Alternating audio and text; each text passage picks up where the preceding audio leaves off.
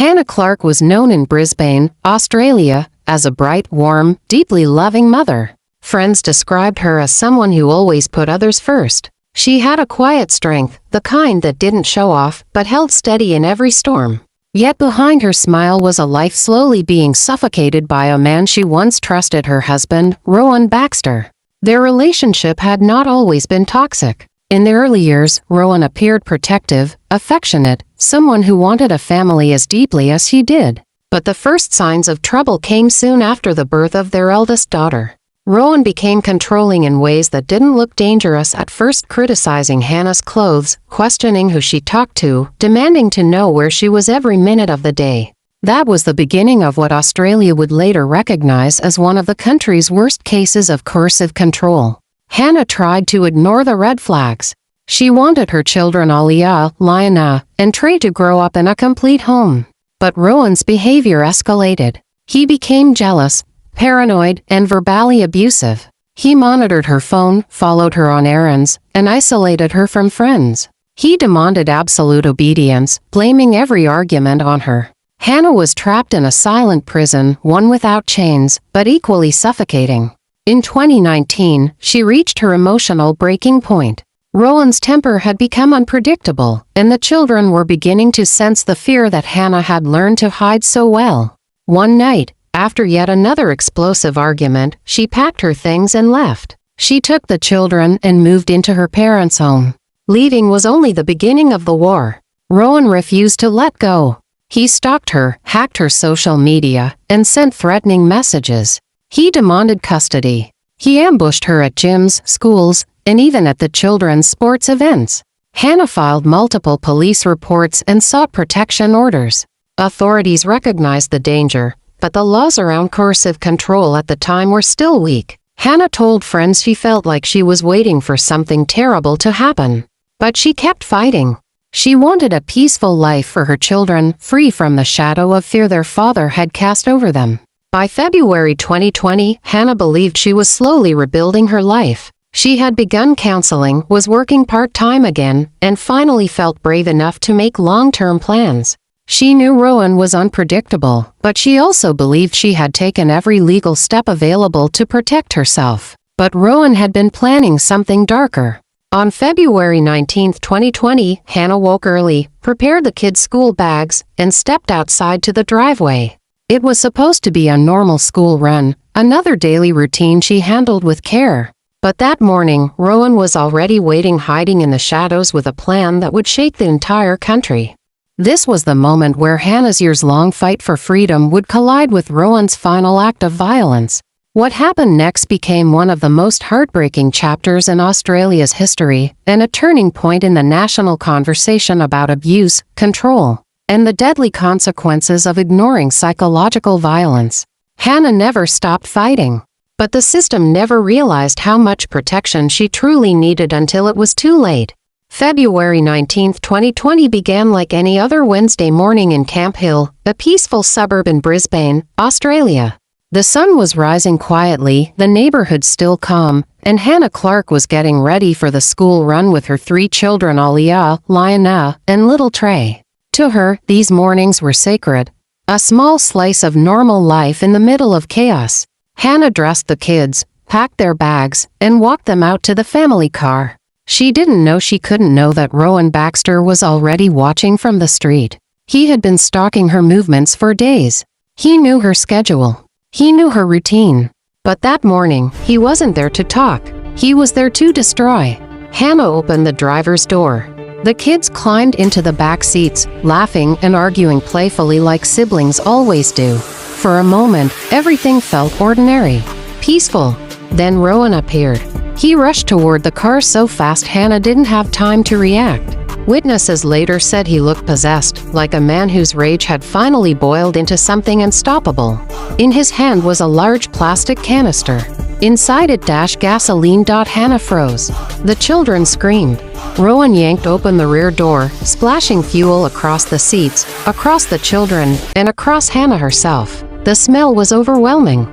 Before Hannah could unbuckle, before she could grab her phone or her babies, before she could even breathe, he lit the car on fire. A sudden explosion of flames engulfed the vehicle with a violent roar. The heat was so intense that neighbors thought a bomb had gone off. Hannah was burning her skin, her clothes, her hair, but she only had one thought: get the kids out. On fire, blinded by pain, she somehow managed to pull herself out of the driver's door. Her skin was melting, but she ran. She screamed for help, for water, for someone to save her baby still trapped in the inferno behind her. A neighbor, hearing the explosion, ran outside. Hannah, staggering and burning, told him, "My children are in the car. He's poured petrol on me." It was the most horrifying plea anyone could imagine. And the man ran toward the flaming vehicle, but the heat was impossible.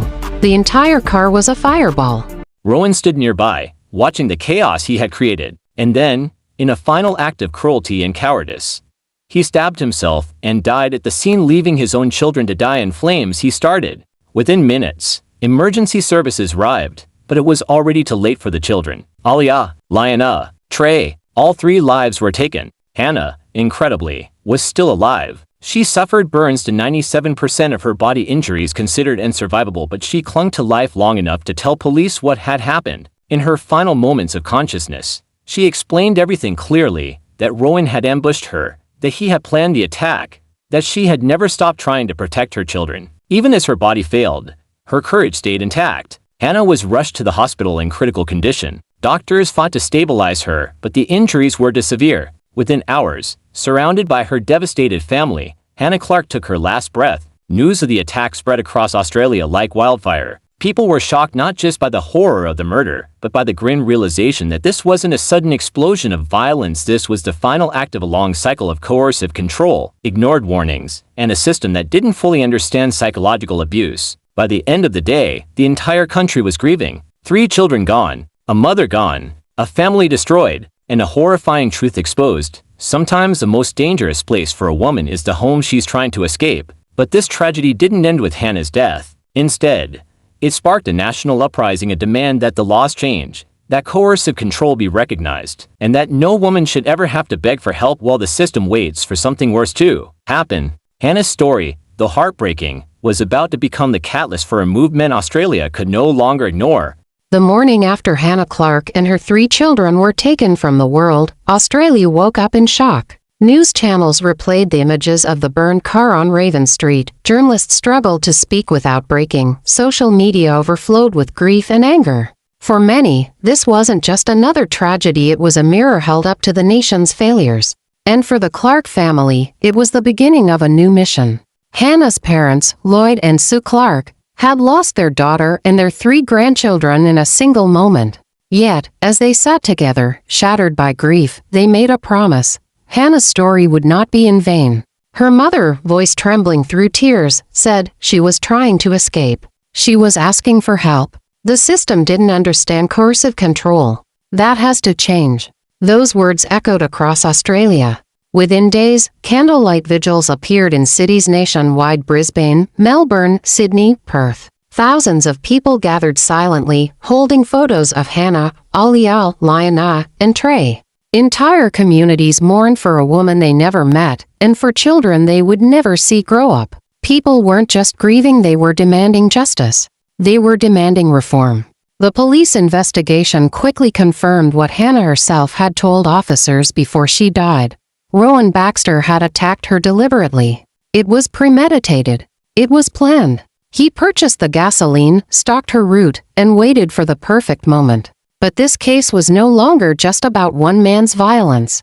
It exposed something bigger, something systemic. Australia began talking openly, publicly, and with urgency about coercive control. The controlling messages, the isolation from friends, the monitoring of a partner's movements, the psychological manipulation behaviors that often go unnoticed because they leave no bruises.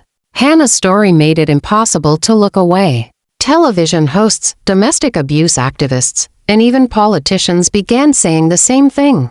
If the laws had recognized coercive control earlier, Hannah might still be alive. As pressure grew, lawmakers were forced to act. Queensland's government launched a full inquiry into coercive control, consulting survivors, experts, psychologists, and police. The Clarke family participated in every meeting, every hearing despite their grief because they were determined to change the system. Meanwhile, the foundation Small Steps for Hannah was created in her name. Its mission: to educate the public, to protect women, to reform the laws, and to make coercive control recognized as a criminal offense. Hannah's parents became the voice of the movement. Even though their hearts were broken, they spoke with courage. Lloyd Clark said in one interview, "We lost everything. But if speaking out saves even one family, then we have to keep going." Their bravery inspired millions. By 2021, the Queensland government announced that coercive control would be criminalized, making it one of the biggest domestic violence reforms in the country's history. The law would allow police to intervene earlier before violence escalates, before lives are taken. Hannah's story had become the force behind a national shift. As Australia embraced these reforms, the Clarke family continued spreading awareness. They visited schools, workplaces, community centers. They explained the red flags that Hannah once lived through: how Rowan isolated her, controlled her clothing, tracked her phone, manipulated her emotionally, and threatened her constantly. For the first time, many people realized these behaviors weren't relationship problems. They were acts of violence. And slowly, the nation began to change the way it saw abuse. Hannah became a symbol not of tragedy, but of transformation. Her courage in her final moments, her bravery in trying to protect her children, and her family's determination to carry her legacy turned a horrifying crime into a movement that continues to save lives. Today, people across Australia know her name. They know her children's names. And they know the laws created in her honor. Camp Hill built memorials. Schools planted trees. Strangers sent letters to the Clarke family thanking them for their advocacy. But most importantly, women who once felt alone started asking for help earlier. Police began recognizing warning signs faster. Communities started listening more carefully when someone whispered, "I don't feel safe." That is Hannah's legacy.